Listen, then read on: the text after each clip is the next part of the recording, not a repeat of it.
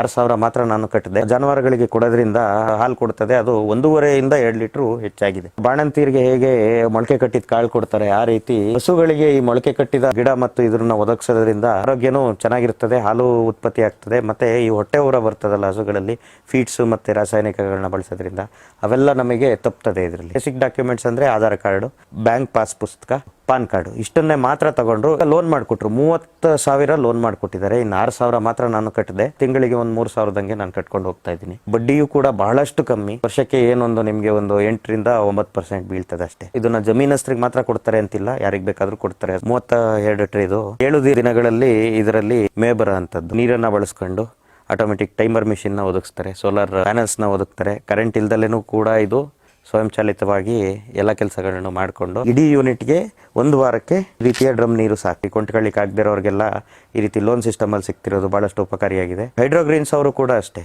ಬಹಳಷ್ಟು ಚೆನ್ನಾಗಿ ಸರ್ವಿಸ್ ಕೊಟ್ಟಿದ್ದಾರೆ. ಈ ಮೊಳಕೆನೂ ಇದೆ, ಇಲ್ಲಿ ಕಾಳು ಇದೆ, ಮತ್ತೆ ಇಲ್ಲಿ ಸಸಿನೂ ಇದೆ. ಹಿಂಡಿ ಬೂಸಕ್ಕಿಂತ ಹೆಚ್ಚಾಗಿ ಇದರಲ್ಲಿ ಪೌಷ್ಟಿಕಾಂಶ ಇರ್ತದೆ. ಈ ಫೀಡ್ಸ್ ನಲ್ಲಿ ಇತ್ತೀಚೆಗೆ ಬರ್ತಿರೋಂತ ಮಾಹಿತಿ ಏನಂದ್ರೆ ಸ್ವಲ್ಪ ಯೂರಿಯಾ ಬಳಕೆ ಇದೆ ಅಂತೇಳಿ. ನಮ್ಮ ಹಸುಗಳಿಗೆ ಅದು ಹಾಲು ಉತ್ಪತ್ತಿಯಲ್ಲಿ ಅಥವಾ ಅದನ್ನು ಕುಡಿಯೋಂತ ನಮಗಾಗ್ಲಿ ಸ್ವಲ್ಪ ಸಮಸ್ಯೆ ಕಾಣ್ಬೋದು. ಪ್ಯೂರ್ ಆರ್ಗ್ಯಾನಿಕ್, ಯಾವುದೇ ರಾಸಾಯನಿಕ ಬಳಸಿಲ್ಲ, ಮತ್ತೆ ಬಹಳ ಪೌಷ್ಟಿಕಾಂಶ ಆಹಾರ. ಹಸುಗಳು ಜಾನುವಾರುಗಳಿಗೂ ಒಳ್ಳೆಯದನ್ನ ತಿನ್ನಿಸ್ಬೇಕು. ಹಾಲಾಗ್ಲಿ ಮತ್ತೆ ಬೇರೆ ಉತ್ಪನ್ನಗಳಾಗ್ಲಿ ಅದನ್ನು ಕೂಡ ಒಳ್ಳೆಯ ಗುಣಮಟ್ಟದನ್ನ ನಾವು ಪಡಿ